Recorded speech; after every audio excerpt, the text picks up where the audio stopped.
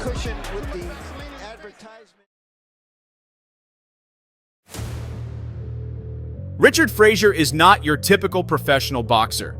As an active NYPD officer with an impressive amateur boxing record, Frazier balances his demanding police duties with a brilliant boxing career.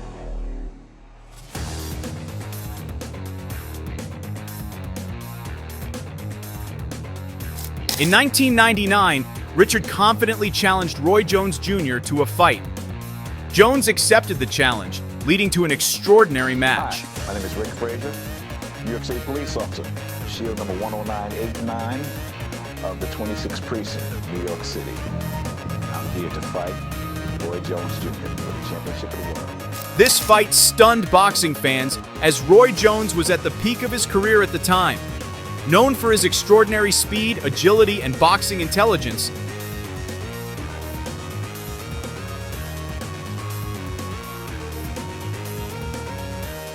Jones, a boxer from Florida, was an almost unbeatable force in the ring. His dominance in the light heavyweight division made it increasingly difficult to find opponents who could offer a significant challenge. Many of his matches resembled sparring sessions more than actual competitions. Jones toyed with his opponents, making even highly experienced boxers look helpless. Jones's overwhelming prowess in the ring even led HBO, the network airing his fights, to grow weary of his less-than-competitive bouts. Notably, before being scheduled to face Richard Frazier, Jones had secured his last 5 victories by defeating former world champions.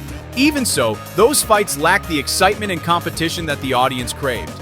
For instance, when Jones faced Montel Griffin in a WBC light heavyweight title fight, the match lasted only 151 seconds. To prove that that was true the first time, it would be true again the second time. And of course, Griffin believes that... Less than 20 seconds into the bout, Jones sent Griffin reeling from the center of the ring to the ropes with a powerful left hook, scoring a KO.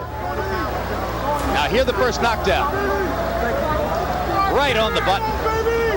It's about nothing. After that knockdown, Jones relentlessly targeted Griffin's head, continuously hitting him with powerful punches. Opportunities for him. Montel's a classic counter-puncher. Jones is looking for a first-round knockout.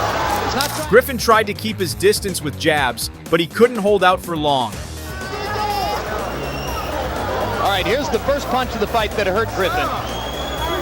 That was the very first left in the fight. Then, with about 42 seconds left in the round, Jones delivered a punishing left hook that floored Griffin, who couldn't stand up to continue the fight.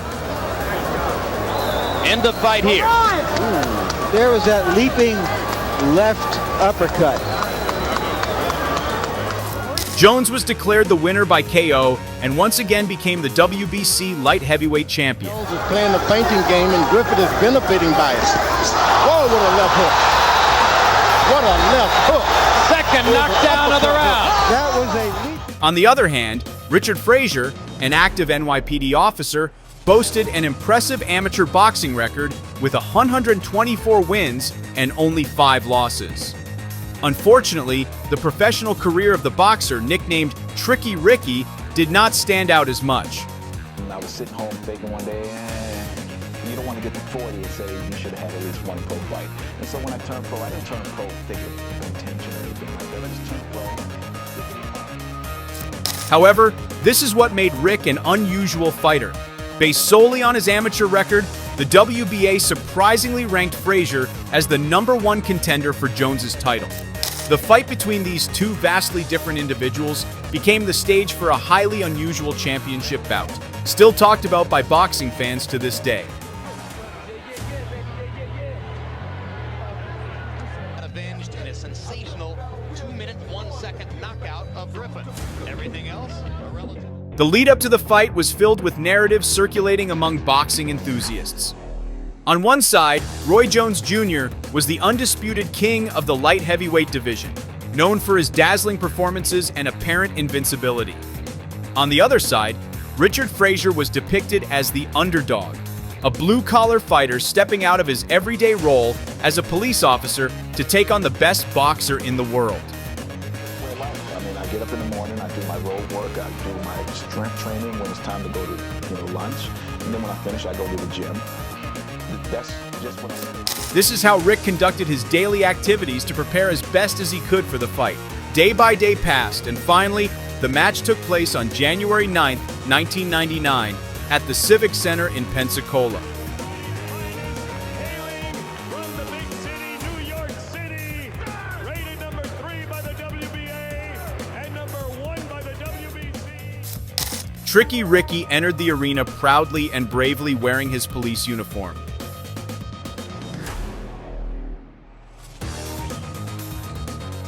Meanwhile, Roy Jones made his entrance, showcasing his championship belt with his impressive record displayed on the screen. He sells these outfits at no cost. Don't forget, she also... The fight quickly revealed the significant class difference between the two boxers.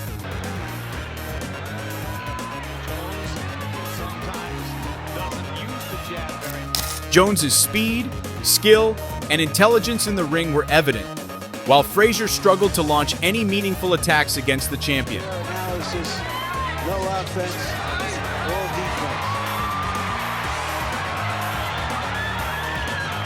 defense. With about 20 seconds left in the first round, Rick fell for the first time in the match, unable to withstand the barrage of powerful attacks from Jones. An overhead look of this knockdown.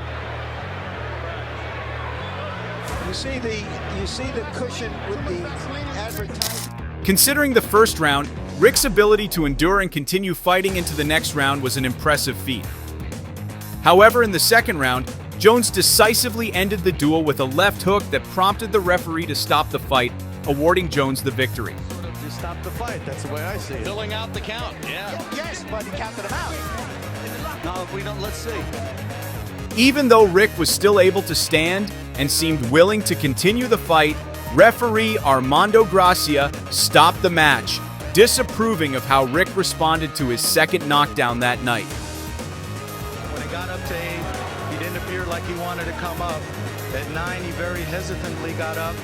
When I got to 10, he was barely with his hands up. I was looking into his eyes. I was fortunately in good position. Meanwhile, Roy Jones responded to the fight with standard remarks, expressing satisfaction with the outcome and apologizing to fans disappointed by the quick finish. Rick was not interviewed after the fight, but it was clear that this match was a disaster for the policemen patrolling the Bronx and Harlem. Jones defeated the brave challenger in less than 2 rounds, making it a fight easily forgotten. But for Frazier, in addition to suffering a defeat, he also sustained a right leg injury that required surgery 4 days after the fight. Just stop the fight. That's the way I see it. Filling out the count, yeah. Yes, but he counted him out. Now, if we don't, let's see. For Roy Jones, this fight was a brief chapter in his reign as the pound-for-pound boxing king. It further demonstrated his difficulty in finding competitive opponents who were willing and able to challenge his dominance. For Rick Frazier, this fight was a testament to his courage and willingness to face insurmountable odds, earning him respect within the boxing community. The Jones versus Frazier fight remains an important example of the unpredictability and unique stories that boxing can produce.